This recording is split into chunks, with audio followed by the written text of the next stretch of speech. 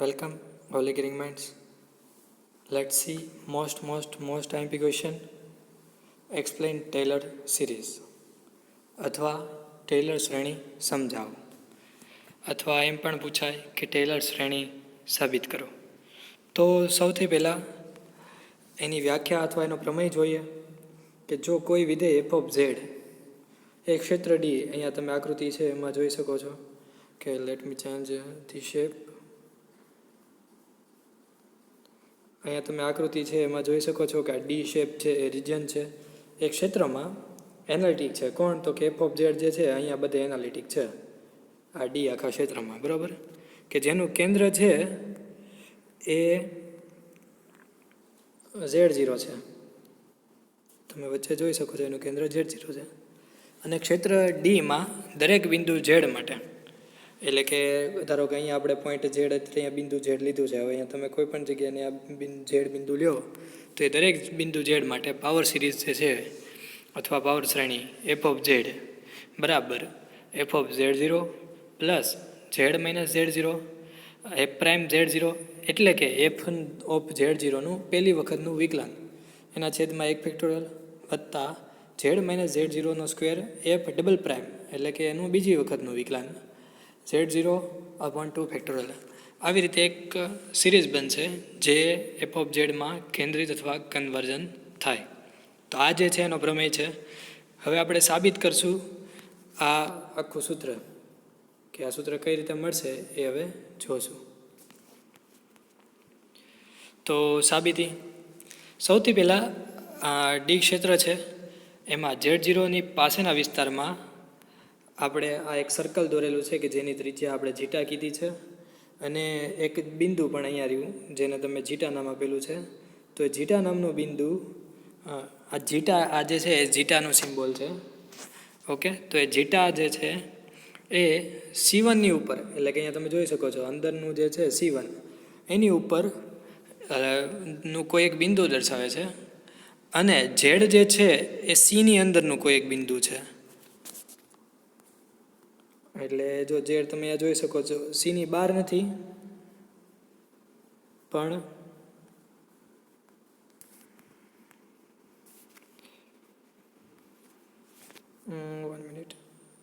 જો Cની બહાર નથી એ કે C1 ઉપર નથી, તો એ ક્યાં છે? તો કે C1ની અંદર છે, તો એની અંદર આવેલું છે ઝેડ બિંદુ.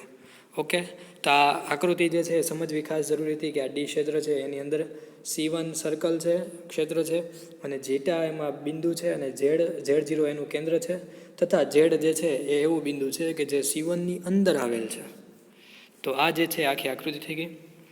હવે વિધેય એફ ઓફ ઝેડ જે છે એ C1 ઉપર અને C1ની અંદર એનાલિટિક છે, એટલે આપણે કોચી સંકલન જે છે એના સૂત્રનો ઉપયોગ કરી શકીએ કે F of Z is equal to 1/2π.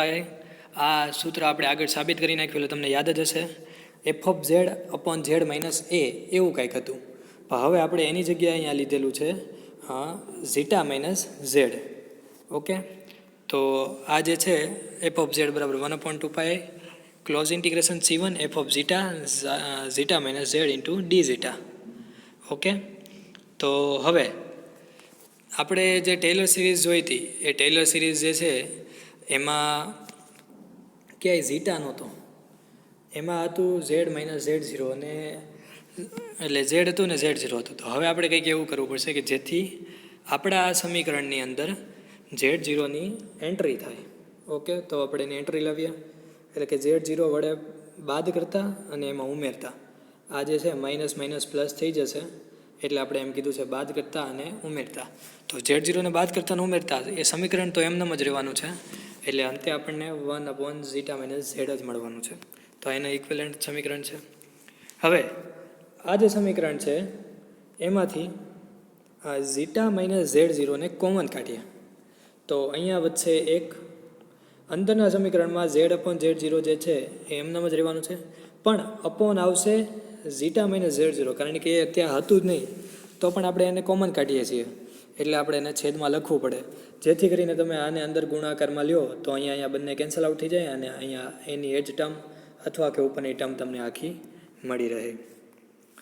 તો હવે 1/ζ આ એની જ સાદુરૂપ આલે છે કે જેમાં આપણે Z0ની એન્ટ્રી લાવી હતી, તો Z0 એન્ટ્રી આપી દીધી છે, પણ થોડીક સારી રીતે હજી. તો 1/ζ-Z0 અને આ આખી ટર્મ જે છે, આખી ટર્મ એ 1/ છે, એટલે એને આપણે ઇન્વર્સ લખી શકીએ. એટલે 1/ છે ને આવી રીતે ઇન્વર્સ લખતા કે 1 - Z/Z0 ζ-Z0 ઇન્વર્સ, આખાનું ઇન્વર્સ થઈ ગયું. હવે તમને દ્વિપદી વિસ્તરણ યાદ હશે એ શું હતું અથવા કઈ રીતનું કંઈક સમીકરણ હતું. તો પહેલાં એનું દ્વિપદી વિસ્તરણ કયું હતું, એનું સૂત્ર એ યાદ કરાવું. એ હતું, ધારો કે 1 - x⁻n છે. ઓકે, તો શું થશે, તો કે 1 પ્લસ, એટલે તમે અહીંયા જોતા જજો, અત્યારે માત્ર 1 મિનિટ, અહીંયા તમે જોતા જજો, 1 plus x plus x² plus x³ plus x⁴. તો એ જે છે એનું એક્સપાન્શન છે. એટલે આ દ્વિપદી વિસ્તરણનો ઉપયોગ કરીને આપણને આ ઇક્વેશન મળે છે 1/ζ-Z બરાબર 1/ζ-Z0 into 1 plus Z-Z0/ζ-Z0 plus Z-Z0² ζ-Z0² Z-Z0³ ζ-Z0³ plus આ રીતે ચાલ્યું રહે છે. હવે સમીકરણ 2ની કિંમત સમીકરણ 1માં મૂકતા, તો આ જે સમીકરણ 2 જે છે એમાં આપણી પાસે હતું 1/ζ-Z. હવે આ જે કિંમત છે 1/ζ-Zની, એ કિંમત અહીંયા સમીકરણ 1માં આપણે અહીંયા મૂકી દેવાની છે. ઓકે, એટલે અહીંયાથી આટલું ચેન્જ થશે, બરાબર છે. બાકીનું બધું આગળનું જે છે એ એમનેમ જ રહેવાનું છે. એટલે 1/2πi close integration C1 of f(ζ). Okay, બાકી અહીંયા વેલ્યુ હવે આવશે એની અંદર. તો નેક્સ્ટ સ્ટેપ, તો મેં જેમ કીધું એમ 1/2πi કોન્સ્ટન્ટ જે છે એમાં જ આવશે એમનેમ.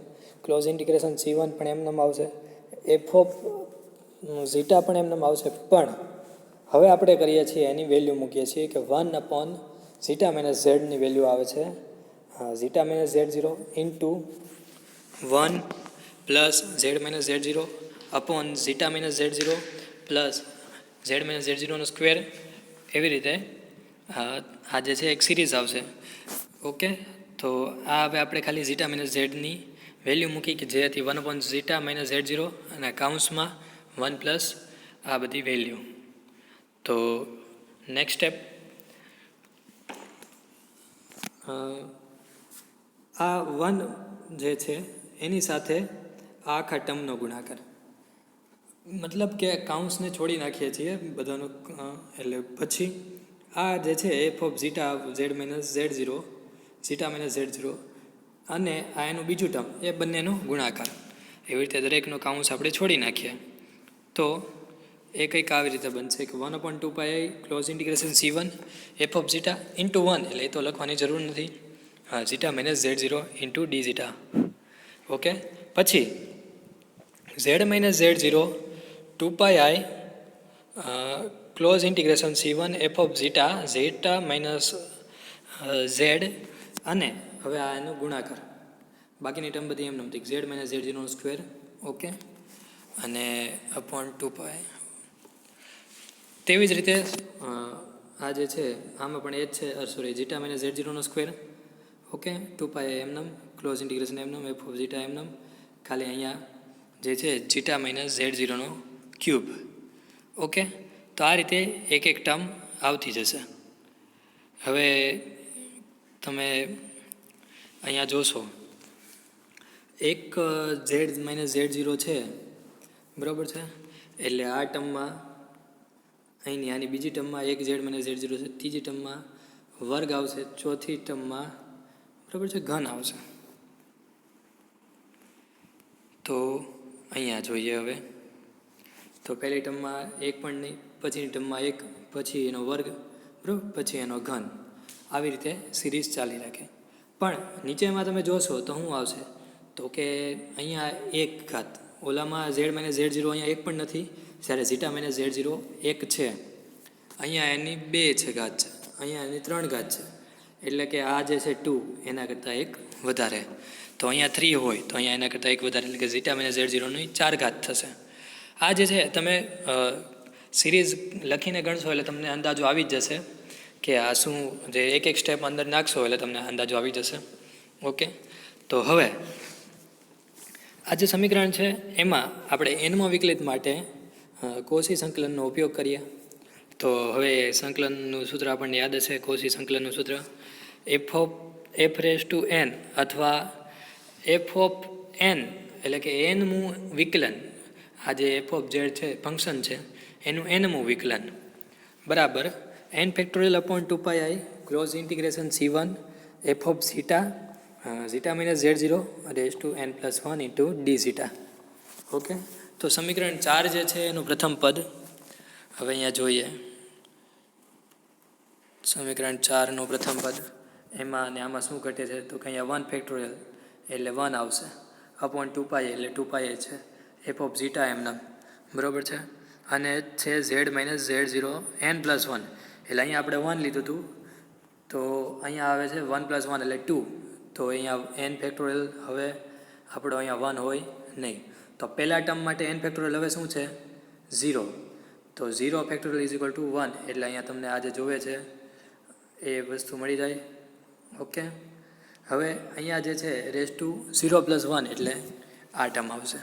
સેમ એના પછીનામાં આપણે અંદાજો લગાડીએ તો એમાં કઈ રીતે થશે. હવે f પ્રાઇમ z એટલે કે એનું પહેલું વિકલન છે તો એ કંઈક આ રીતે થશે. અહીંયા આવશે હવે 1 ફેક્ટોરિયલ. ઓકે, એટલે 1 ફેક્ટોરિયલ એમનેમ 2πi એમનેમ.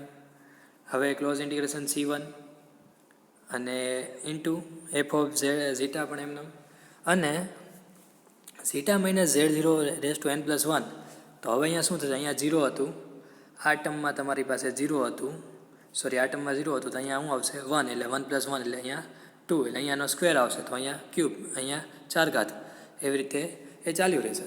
હવે તમને સિરીઝ સમજાઈ ગઈ છે કે અહીંયા z માઇનસ Z0 છે, એક પણ નહીં આવે, પેલી ટર્મમાં એક પણ z માઇનસ Z0 નહીં હોય, બીજી ટર્મમાં 1 હશે, ત્રીજી ટર્મમાં વર્ગ, અહીંયા એના કરતાં 1 વધારે, zeta માઇનસ Z0ની ઘાત 1 એના કરતાં વધારે એટલે n+1. અને આ જે છે એ આપણને કોચી સંકલનના સૂત્રનો ઉપયોગ કરીને મળેલું છે.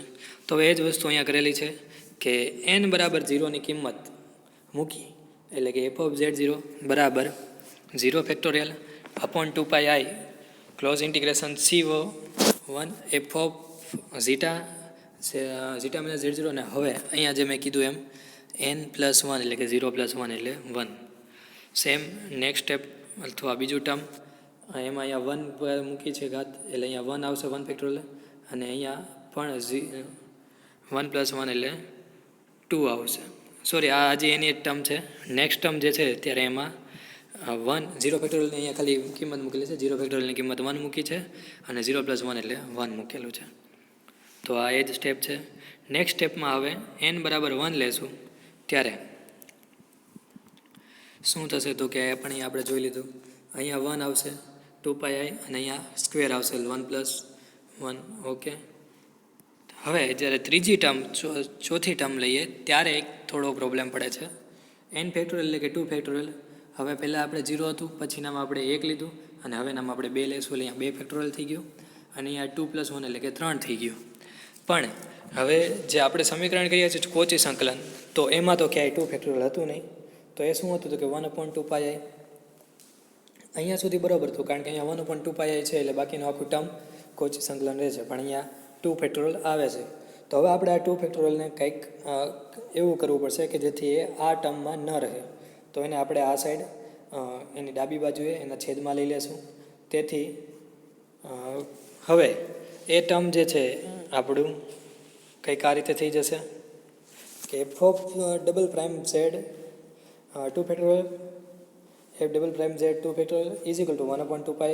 તો અહીંયાથી 2 નીકળી ગયું, હવે જે આપણું સમીકરણ જોતું હતું એ સમીકરણ થઈ ગયું, upon close integration c1 f of zeta માઇનસ Z0નો ઘન. બરાબર છે, તો આ આપણને સમીકરણ 2 થઈ ગયું. તો હવે આ બધા જે સમીકરણનો આપણે ઉપયોગ કરેલ છે એ સમીકરણની વેલ્યુ મૂકી દઈએ. તો કઈ રીતે વેલ્યુ મૂકશું તો પહેલાં જોઈ લઈએ કે શું વેલ્યુ મૂકવાની છે. તો આખું શું થઈ ગયું છે તો એફ ઓફ ઝેડ. પછીનું આખું શું થઈ ગયું છે, આ એક ટર્મને બાદ કરતાં એ થઈ ગયું છે એફ પ્રાઇમ ઝેડ. એટલે હવે આપણું શ્રેણી જે છે કઈ રીતે થશે, ઝેડ માઇનસ ઝેડ ઝીરો ગુણ્યા આખી ટર્મ, એટલે કે એને આપણે ડાયરેક્ટ કહી શકશું એફ પ્રાઇમ ઝેડ. તે જ રીતે અહીંયા આ ટર્મ એટલે કે ઝેડ માઇનસ ઝેડ ઝીરોને બાદ કરતાં બાકીની બધી ટર્મ એટલે આખી આપણી થઈ જશે એફ ડબલ પ્રાઇમ ઝેડ. તો હવે એ કિંમત એટલે કે આ સમીકરણ 6, 7 અને 8ની કિંમત નો ઉપયોગ કરીને આપણે સમીકરણ 4 જે છે ને આવી રીતે લખી શકશું. F of Z is equal to f of Z zero plus Z minus Z zero. જે કીધું એમ કે આ એક ટર્મ રહી જતી હતી એટલે એને અહીંયા ગુણાકારમાં રાખી છે. બાકી આખી ટર્મ બરાબર કોચી સંકલન સૂત્ર. અહીંયા ઝેડ માઇનસ ઝેડ ઝીરોનો વર્ગ આખી ટર્મ બરાબર કોચી સંકલન સૂત્ર ના છેદમાં 2 ફેક્ટોરિયલ. કારણ કે આપણે જોયું હતું જ્યારે આપણે ગણતરી કરીએ છીએ ત્યારે અહીંયા 2 ફેક્ટોરિયલ RHSમાં આવે છે એટલે એને આપણે LHSમાં લઈ લીધું હતું. સેમ તો અહીંયા પણ આવશે અપોન 3 ફેક્ટોરિયલ. ઓકે, તો આ રીતે તમે 1, 2નું બતાવીને 3 અથવા વધીને 2 થી 3 બતાવવાના. એના પછીના તમારે ઘાત બતાવવાની જરૂર નથી, લાઈક ઝેડ માઇનસ ઝેડ ઝીરોની 4 ઘાત, બરાબર, 5 ઘાત એવું બતાવવાની જરૂર નથી. 2-3 તમે કરીને અંદાજો લગાવી શકશો. તો આ જે છે મોસ્ટ આઈએમપી ક્વેશ્ચન હતો. અને આ જે તમારું છેલ્લું સમીકરણ છે F of Z zero plus Z minus Z zero F prime Z zero plus Z minus Z ઝીરોનો સ્ક્વેર, આ સમીકરણને ટેલર શ્રેણી કહે છે, જે એકદમ આઈએમપી મોસ્ટ આઈએમપી ક્વેશ્ચન છે. અને આ આપણા ચેપ્ટરનો પહેલા ચેપ્ટરનો મેથેમેટિકલ ફિઝિક્સ 1નો છેલ્લો ટોપિક હતો. Okay, thank you.